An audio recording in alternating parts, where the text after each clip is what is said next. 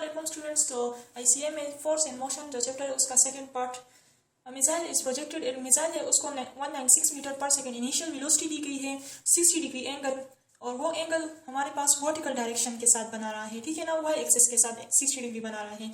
Is air born for, तो means कि वो हवा में एयर में कितने वक्त तक रहेगा, ठीक है ना, मीन्स टाइम ऑफ फ्लाइट हमसे मांगा गया है। तो देखिए आपने किस तरह करना है। देखिए टाइम ऑफ फ्लाइट का formula 2VI sin theta divided by 2 जी, ठीक है, ग्रेविटी। नेक्स्ट जो है, देखिए ये जो इस तरह है प्रोजेक्टाइल जो है यहाँ से लेकर यहाँ तक टाइम ऑफ फ्लाइट, ठीक है, टाइम ऑफ फ्लाइट यहाँ से यहाँ तक, लेकिन एंगल हमें ये वाला दिया गया है 60 डिग्री। देखिए विक्टर चैप्टर में मैंने आप लोगों को बताया था, अगर आपने विक्टर की वीडियो नहीं देखी तो आप लोग देख लें।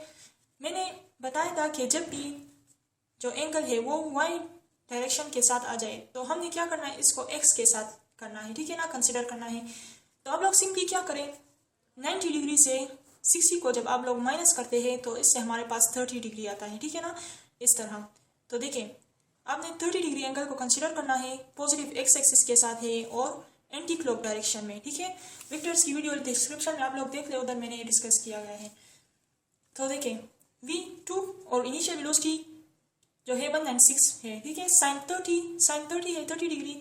तो देखिए आप लोग डिवाइडेड बाय जी मीन्स 9.8, तो 2 और साइन 30 हमारे पास 1/2 के इक्वल होता है ना, तो ये वाला 2 1/2 और ये आप लोग काट दे, ठीक है ना, 196 पॉइंट डिवाइडेड बाय 9.8 आ जाएगा। तो नेक्स्ट आप लोग क्या करें, देखिए मैंने आप लोगों को कहा था कि आप अगर पॉइंट को मूवमेंट देते हैं तो आपने वही ऊपर भी करना होता है। तो अगर इस पॉइंट को मैं यहाँ मूवमेंट देती हूँ, देखिए पॉइंट को मूवमेंट आप लोग इसलिए देते हैं, ये जो डिवाइड जब हम लोग करते हैं तो उसमें ये जो नीचे वाला होता है इससे आप लोग पॉइंट खत्म कर लिया करें, ठीक है ना, तो इससे डिवीजन आसानी से हो जाती है। और अगर पॉइंट होता है तो तब डिवीजन आसानी से इतना नहीं होता, ठीक है। तो आप लोग पॉइंट यहाँ तक यहाँ ले आए तो पॉइंट खत्म हो जाएगा, और ऊपर आपने क्या करना है, मल्टीप्लाई बाय 10, ठीक है ना। तो देखिए इस तरह करते हैं, ये पॉइंट यहाँ पर होता है, अगर मैं इसको भी यहाँ पर मूव करूँ, जो आपने नीचे करना है वो ऊपर भी पॉइंट के साथ करना है, ठीक है। तो लूप में अगर मैं यहाँ 0 लगा दूँ, ठीक है, इस तरह 0, और अब इस 0 को मैं इस तरह लिख सकती हूँ ना, 196 मल्टीप्लाई बाय 10, एक ही आंसर आता है। तो अब आप लोग क्या करें, 98 को 98 1 सा 98 और 98 2 सा 196 हमारे पास आता है। तो देखिए 2 मल्टीप्लाई 10 से हमारे पास 20 सेकेंड्स आता है। तो टाइम ऑफ फ्लाइट हमारे पास 20 सेकेंड्स है। नेक्स्ट जो है, the ratio of kinetic energies of projectile eight maximum height and point of projection of projectile is. तो देखिए maximum height two point of projection kinetic energy find करनी है। देखिए यहाँ पर ये पॉइंट ऑफ प्रोजेक्शन है, ये मैक्सिमम हाइट है, तो हमें पता है कि पॉइंट ऑफ प्रोजेक्शन पर काइनेटिक एनर्जी ही सिर्फ होती है, ठीक है ना, सिर्फ काइनेटिक एनर्जी होती है। पॉइंट ऑफ प्रोजेक्शन पर kinetic energy plus potential energy होती है, ठीक है ना, और फिर जब यहाँ तक आ जाता है तो वहाँ पर सिर्फ काइनेटिक एनर्जी होती है, ठीक है ना। देखिए यहाँ तक मैक्सिमम काइनेटिक एनर्जी होती है, तो यहाँ जब जाते हैं तो काइनेटिक एनर्जी कम कम कम कम होती है, और पोटेंशियल एनर्जी यहाँ 0 से ज़्यादा ज़्यादा ज़्यादा यहाँ तक आ जाती है मैक्सिमम। फिर यहाँ से यहाँ तक जब आते हैं ना तो काइनेटिक एनर्जी ज़्यादा होने लगती है और पोटेंशियल एनर्जी कम होने लगती है, ठीक है ना। तो इस तरह, तो देखिए आप लोग काइनेटिक एनर्जी अब लोग हमसे ये लोग मांग रहे हैं। तो देखिए हम लोग काइनेटिक एनर्जी को हमेशा एक्स एक्सिस पर ही कंसिडर करते हैं और पोटेंशियल एनर्जी को वाई यानी हाइट के साथ उसको कंसिडरेशन देते हैं, और इस काइनेटिक एनर्जी को एक्स एक्सिस के साथ। तो देखिए काइनेटिक एनर्जी एट हाइट का जो फॉर्मूला है 1/2 mv² cos स्क्वायर थीटा, ठीक है ना, 1/2 mv² cos स्क्वायर थीटा। और प्रोजेक्शन पर जो है काइनेटिक एनर्जी टोटल होती है ना, यानी बिल्कुल मैक्सिमम ही होती है, वहाँ कोई पोटेंशियल एनर्जी नहीं होती, तो वहाँ पर kinetic energy eight projection 1/2 mv² होती है, ठीक है ना। जब इन दोनों में कटिंग हो जाए तो हमारे पास सिर्फ cos स्क्वायर थीटा रह जाता है, ठीक है, तो ऑप्शन बी हमारे पास करेक्ट आता है। नेक्स्ट जो है हमारे पास, A hunter aiming a bird in a tree should aim। तो देखिए यहाँ पर फॉर एग्जांपल एक हंटर है ये, ठीक है ना, वो इस तरह एम कर रहा है ट्री पर यहाँ एक क्या है, एक बर्ड है, ठीक है ना। तो देखिए अगर वो यहाँ पर एग्जैक्ट करेगा, एग्जैक्ट एट द बर्ड, तो क्या होगा, उसमें प्रोजेक्शन हो जाएगी, प्रोजेक्टाइल मोशन हो जाएगी और वो यहाँ पर आ जाएगा, ठीक है ना। तो देखिए प्रोजेक्टाइल मोशन हमेशा ग्रेविटी की वजह से होती है, ठीक है ना, तो प्रोजेक्टाइल मोशन उसमें होकर यहाँ आ जाएगा। तो देखिए a little above the bird, ठीक है ना, बर्ड से थोड़ा ऊपर जब वो करेगा तो देखिए यहाँ पर अगर वो इस तरह करे तो प्रोजेक्टाइल मोशन हो जाएगा, ठीक है, और बर्ड पर जो है वो एम हो जाएगा, ठीक है ना। तो देखिए a little above the bird. Next जो है, a projectile follow a trajectory that is parabolic. ठीक है ना। पैराबोलिक, इस तरह शेप को पैराबोलिक कहते हैं, ठीक है, और इस तरह को जो है हाइपरबोला कहते हैं। नेक्स्ट जो है range of projectile projected on earth. देखिए अर्थ पर प्रोजेक्टाइल जो है रेंज RE है, when link it on project range on moon without any change in projection parameter. तो देखिए यहाँ पर क्या है कि मून और अर्थ के साथ रिलेशन फाइंड करना है। तो देखिए ऑन अर्थ पर जो रेंज होता है VI² sin 2 theta divided by g, ठीक है, VI² sin 2 theta divided by g, ठीक है। तो देखिए और मून पर क्या होता है VI² sin 2 theta divided by g, लेकिन जी जो है मून पर वो डिवाइडेड बाई 6 होती है, ठीक है ना। मून पर जो ग्रेविटी होती है वो 6 टाइम्स कम होती है अर्थ से, ठीक है ना। तो मीन्स जी डिवाइडेड बाई 6, ठीक है। तो आपने सिंपली क्या करना है, देखिए इन दोनों को मैं इस तरह लिख सकती हूँ ना, डिवाइड का साइन लगाए और जी डिवाइड बाई 6, ठीक है, जी और 6। तो देखिए अगर यहाँ मैं इसको मल्टीप्लिकेशन में चेंज कर दूँ तो 6 ऊपर आ जाएगा यहाँ से और जी नीचे आ जाएगी। तो देखिए फिर आप लोग इसको किस तरह लिखे, 6 को यहाँ पर ले आए और VI² sin 2 theta divided by g, ये इस तरह लिख ले ब्रैकेट में। तो ये देखिए ये वैल्यू किस चीज़ के बराबर है, RE के बराबर है ना। देखिए दोनों सेम ही है, तो इसकी जगह आप लोग RE लगा दें। तो इसका क्या मतलब हुआ कि रेंज ऑफ मून जो है वो 6 times of range of earth के इक्वल होता है, ठीक है ना। तो हमारे पास ऑप्शन B जो है करेक्ट आता है, ठीक है। देखिए ये इस तरह क्यों होता है कि मून पर रेंज ज़्यादा होता है और अर्थ पर कम होता है, क्योंकि मून पर ग्रेविटी कम होती है, ठीक है ना। तो वो जो प्रोजेक्टाइल जो ऑब्जेक्ट है उसको ज़्यादा अपनी तरफ नहीं खींचता, तो ऑब्जेक्ट जो है मैक्सिमम रेंज पर चला जाता है, ठीक है। Range of projectile at district कर्क एंड पेशावर इज अ फंक्शन ऑफ। तो देखिए प्रोजेक्टाइल किस चीज़ पर डिपेंड करता है, आई मीन रेंज किस चीज़ पर डिपेंड करता है। देखिए रेंज का फॉर्मूला ये है, ठीक है ना, ये वाला मैं यहाँ पर कर रही हूँ। Range is equal to VI² sin 2 theta divided by g, इस तरह है। इसका क्या मतलब हुआ कि रेंज हमारे पास इनिशियल वेलोसिटी पर भी डिपेंड करता है, एंगल पर भी डिपेंड करता है, ठीक है, और ग्रेविटी पर भी डिपेंड करता है। तो देखिए इस 25 नंबर कर्क और पेशावर को। तो देखिए D नंबर को speed, angle and acceleration due to the gravity. तो अब आप लोग कहेंगे कि पेशावर और कर्क में ग्रेविटी चेंज किस तरह होती है। तो देखिए हमारे पास जो और P, ठीक है, ये वाला जो होता है ये इक्वेटर होता है, ठीक है ना, ये इक्वेटर होता है, ये पोल होता है, ठीक है। तो अब आप लोग देखिए हमारे पास ग्रेविटी रेडियस पर डिपेंड करती है ना, ग्रेविटी जी जो है वो इन्वर्सली रिलेशन है रेडियस पर, ठीक है ना। तो देखिए जहाँ पर रेडियस या फिर हाइट को ले ले, ठीक है, रेडियस या हाइट पर, ठीक है, रेडियस या हाइट। तो देखिए जहाँ पर हाइट ज़्यादा होगा वहाँ पर ग्रेविटी कम होगी, मीन्स इक्वेटर पर ग्रेविटी कम है, पोल पर हाइट कम है, ठीक है ना, तो मीन्स ग्रेविटी यहाँ पर ज़्यादा होगी, ठीक है ना, यहाँ पर ग्रेविटी ज़्यादा होगी हमारे पास। तो देखिए फॉर एग्जांपल जो पेशावर है हमारे पास, पेशावर का हाइट कम है तो मीन्स वहाँ पर ग्रेविटी ज़्यादा होगी, और कर्क का हाइट जो है वो ज़्यादा होता है, ठीक है ना। तो कर्क पर हाइट ज़्यादा होता है तो इसका मतलब ये हुआ कि कर्क पर ग्रेविटी कम होगी, तो इसकी वेरिएशन बहुत ही कम आती है, ठीक है ना, लेकिन फिर भी डिपेंड करती है। जो माइनर चेंजेस होते हैं माइनर चेंजेस इसमें आते हैं, ठीक है। लेकिन कर्क और पेशावर इतने दूर नहीं है, लेकिन फिर भी आप लोगों को ये पोल और इक्वेटर का एग्जाम्पल समझाना था, ठीक है। कर्क और पेशावर में इतना डिस्टेंस नहीं होता, लेकिन फिर भी हाइट में थोड़ा सा चेंज होता है। नेक्स्ट जो है a ball is projected horizontally with a speed of 40 metre पर second from the top of a cliff on the surface of earth, ठीक है। The speed after 3 second will be if there is no resistance consider. तो देखिए ये height है और ये बंदा खड़ा है, ठीक है ना, और इसके हाथ में बाल है। बाल को इसने इस तरह रिलीज नहीं किया, ड्रॉप नहीं किया, इसने कुछ इनिशियल वेलोसिटी दी इसको और ए से आकर ये ड्रॉप हो गया, ठीक है ना। इनिशियल वेलोसिटी हॉरिजॉन्टल डायरेक्शन में दी, तो इसका क्या मतलब हुआ कि इनिशियल वेलोसिटी उसने हॉरिजॉन्टल डायरेक्शन में दी, ठीक है। और फिर क्या हुआ, from top of cliff on the speed after 3 seconds if there is no air resistance. तो हमसे 3 सेकेंड के बाद स्पीड मांगा गया है। तो देखिए ये वाला आपने किस तरह करना है। देखिए सिचुएशन कुछ इस तरह है कि ये हाइट है, यहाँ से बाल को कुछ इनिशियल वेलोसिटी दी गई इस तरह, और वो आकर यहाँ पर सरफेस ऑफ अर्थ पर गिर जाता है, ठीक है ना। तो देखिए इनिशियल वेलोसिटी हमें स्पीड दिया गया है, स्पीड, और उसके साथ डायरेक्शन भी दी गई है। तो देखिए अगर स्केलर क्वांटिटी के साथ डायरेक्शन दी जाए तो वो वेक्टर बन जाती है, तो मीन्स वेलोसिटी हमें गिवन है। तो हमें क्या क्या दिया गया है कि Vx दिया गया है, Vx वो है 40 मीटर पर सेकेंड, ठीक है ना। Vxi initial velocity on horizontal direction 40 metre पर सेकेंड दिया गया है, ठीक है ना। यहाँ पर वर्टिकल 0 है क्योंकि इसने डायरेक्ट इस तरह फेंका है, ठीक है ना। तो मीन्स वर्टिकल जो है यहाँ पर 0 है, वर्टिकल वेलोसिटी जो इनिशियल वर्टिकल वेलोसिटी है वो 0 मीटर पर सेकेंड है। यहाँ पर एक दूसरा कंडीशन जो है दिया गया है कि एक्सेलरेशन एयर रेजिस्टेंस 0 है। तो इसका मतलब क्या हुआ कि इनिशियल वेलोसिटी ऑफ x हमारे पास in final velocity of x के इक्वल होगी, ठीक है ना। एयर रेजिस्टेंस जब 0 होता है तो इसका क्या मतलब होता है कि कोई चेंज वेलोसिटी में नहीं आएगा। तो अब देखिए क्वेश्चन की तरफ, यहाँ तो वेलोसिटी से बन गई, हमें पता है कि Vix Vfy means initial velocity on x axis is equal to final velocity on x axis means horizontal direction, वो 40 मीटर पर सेकेंड के इक्वल है, ठीक है ना। 40 मीटर पर सेकेंड के इक्वल है। नेक्स्ट जो है initial velocity on vertical direction हमारे पास 0 है, ठीक है ना। Initial velocity on vertical direction 0 है। नेक्स्ट क्या दिया गया है, तो हमने फाइनल वेलोसिटी हम किस तरह फाइंड करेंगे, final velocity is equal to at vertical direction initial velocity at vertical direction plus, और g को आपने वर्टिकल डायरेक्शन में माइनस कंसिडर करना होता है, ठीक है ना। प्रोजेक्टाइल मोशन में g को आपने वर्टिकल डायरेक्शन में माइनस कंसिडर करना होता है। तो देखिए ये वाला टर्म 0 हो जाएगा क्योंकि इनिशियल वेलोसिटी वर्टिकल डायरेक्शन में नहीं है। और नेक्स्ट देखिए g को 10 कंसिडर करना है तो माइनस, और t जो है -10 t3 है तो -30।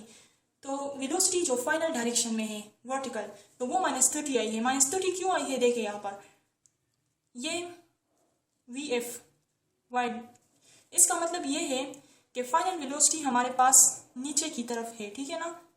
वर्टिकल में जब हम देखिए फॉर एग्जांपल ये x एक्सिस हो गया, ये हमारे पास y एक्सिस हो गया, ठीक है ना। तो ये x पॉजिटिव हो गया, ठीक है, x पॉजिटिव, और ये y पॉजिटिव हो गया, ठीक है। तो इससे जब हम नीचे आते हैं तो फिर y एक्सिस जो है हमारे पास नेगेटिव आ जाता है ना, ठीक है। y एक्सिस हमारे पास नेगेटिव बन जाता है, तो इसलिए ये नेगेटिव वेलोसिटी जो है नेगेटिव हमें डायरेक्शन शो करता है कि ये नीचे की तरफ आ रही है वेलोसिटी। तो स्पीड मांगा गया है, ठीक है। फाइनल स्पीड क्या करें, आप लोग इसका रिजल्टेंट फाइंड करें। देखिए इस तरह ये बॉडी इस तरह आई है सरफेस ऑफ अर्थ पर, वेलोसिटी यहाँ पर क्या है, ये फाइनल वेलोसिटी हो गई, और एक जो है यहाँ पर इनिशियल वेलोसिटी है x एक्सिस पर और ये y एक्सिस पर। तो आप लोगों से रिक्वायर है कि आप फाइनल जो है स्पीड फाइंड कर दे दोनों एक्सिस में, ठीक है ना। तो आप लोग सिंपली पाइथागोरस थ्योरम अप्लाई करें इस पर, ठीक है ना। तो 40 का स्क्वायर ले और 30 का, 40 ये वाला है और 30 ये वाला है, तो इससे हमारे पास 50 मीटर पर सेकेंड आंसर आ जाएगा, ठीक है ना। समझ आ गई आप लोगों को। देखिए ये उस वेलोसिटी की बात कर रहे हैं, यानी इस तरह इसका रिजल्टेंट बन जाएगा। इस वेलोसिटी की बात कर रहे हैं जब ये रेस्ट में नहीं आया हुआ होता, ये सरफेस ऑफ अर्थ पर, उससे जो है थोड़ी देर पहले की वेलोसिटी होती है, यानी रेस्ट पर आने से पहले की वेलोसिटी होती है। तो ये 50 मीटर पर सेकेंड हमारे पास आ जाता है, ठीक है। तो आंसर हमारे पास 50 मीटर पर सेकेंड है। नेक्स्ट जो है which one of the following show the correct relation between time of light and maximum height. तो देखिए करेक्ट रिलेशन हमसे मांगा गया है।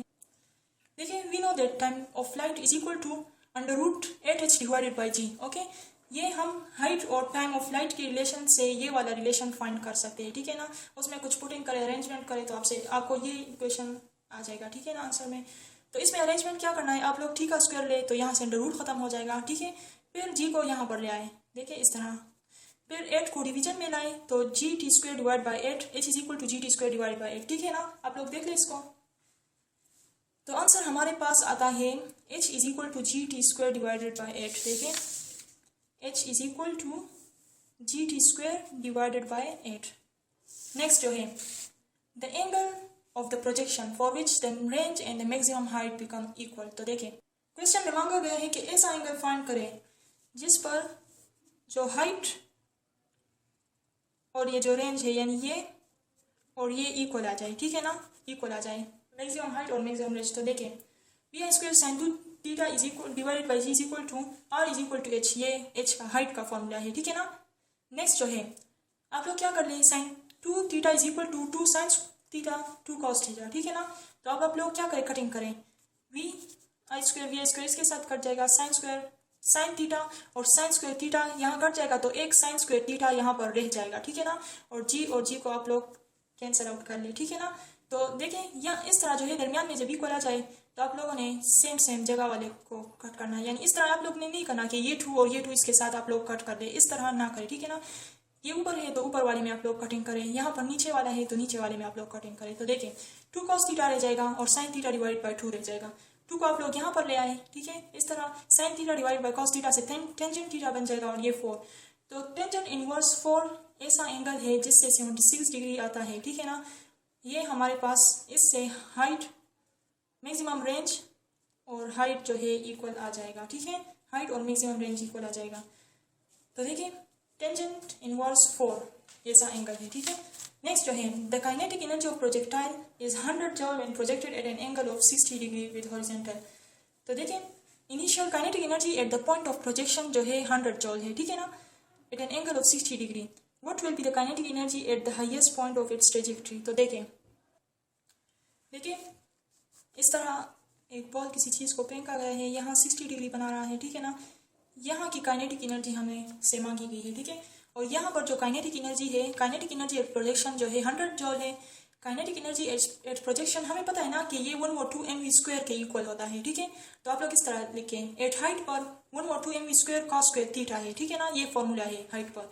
तो देखिए इसकी जगह आप लोग क्या लगाए, 100 जूल, ठीक है। 100 जूल लगाए, cos स्क्वायर थीटा, cos 60 जो है हमारे पास 1/2 के इक्वल होता है ना, तो 1/2 आप लोग लगाए और स्क्वायर लगा दे, ठीक है ना। तो इससे 1/4 इस तरह 100 डिवाइडेड बाई 4, तो इससे 25 जूल आंसर आप लोगों के पास आ जाएगा, ठीक है। तो हमारे पास कौन सा करेक्ट है, ए, ऑप्शन ए हमारे पास करेक्ट है, ठीक है। आप लोग देख लें इसको। नेक्स्ट जो है आप लोग देखिए यहाँ पर हमें पता होता है ना कि काइनेटिक एनर्जी एट प्रोजेक्शन जो है वो इक्वल होता है टोटल एनर्जी के, ठीक है ना।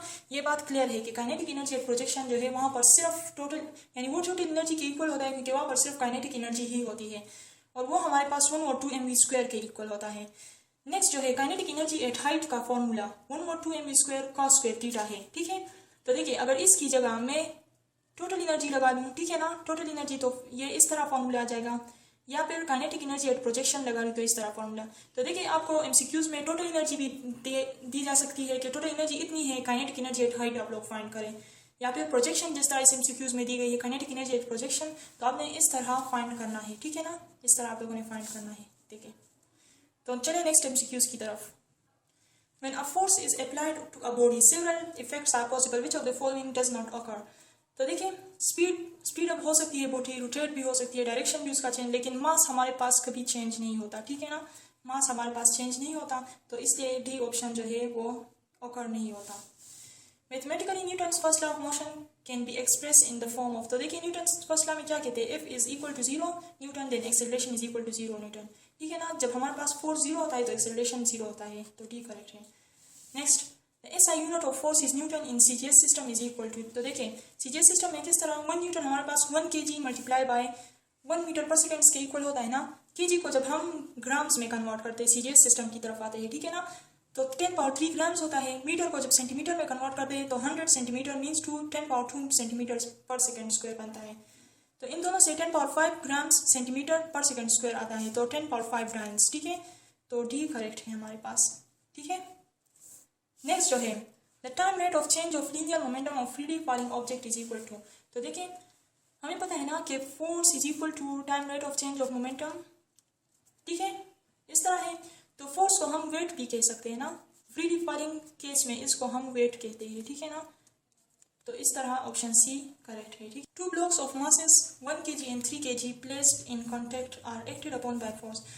2 masses है हमारे पास और फोर्स इतना है, एक्सेलरेशन हमें 1 kg मास पर एक्सेलरेशन फाइंड करना है, ठीक है।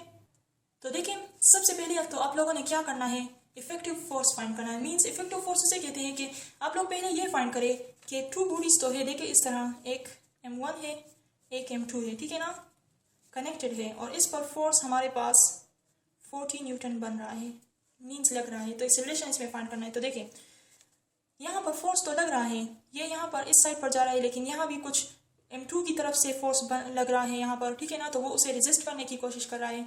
कुछ M1 की तरफ से M2 पर लग रहा है, ठीक है ना। तो आपने पहले ये फाइंड करना है कि M2 पर फोर्स कितना लग रहा है, ठीक है ना। तो F1 इज इक्वल टू, इसको हम इफेक्टिव फोर्स कहते हैं, ठीक है ना, effective force M1 divided by M1 plus M2 और F ओरिजिनल F जो है। तो देखिए 1 डिवाइडेड बाय 1 प्लस 3, तो देखिए 40 डिवाइडेड बाय 4, तो मीन्स F1 हमारे पास 10 न्यूटन है, ठीक है ना।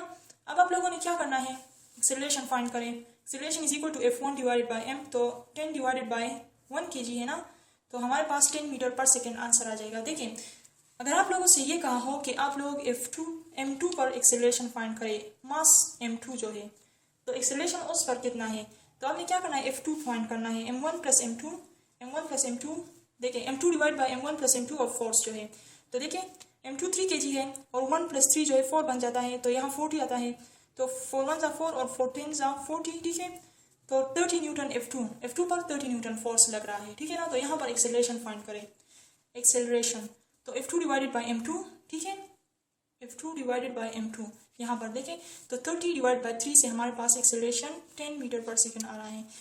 तो ये f2 फाइंड करने का मकसद ये था कि आप लोगों को ये बताऊं कि एक्सेलरेशन दोनों केसेस में सेम आते हैं, ठीक है ना, सेम। सिर्फ फोर्स जो है, फोर्स को देखिए फोर्स डिफरेंट आ रहा है, फोर्स जो है हमारे पास डिफरेंट लग रहा है, ठीक है, और दोनों केसेस में एक्सेलरेशन सेम आ रही है। तो अगर आप इन दोनों में से किसी को भी ले, फोर्स को, इफेक्टिव फोर्स आपने मस्ट फाइंड करना है, ठीक है ना, इन दोनों में से किसी इफेक्टिव फोर्स को ले और उससे एक्सेलरेशन फाइंड करें तो दोनों सेम ही आएंगे, ठीक है ना। तो बस आपको ये बताना था कि एक्सेलरेशन दोनों केसेस में सेम आ रहे हैं। नेक्स्ट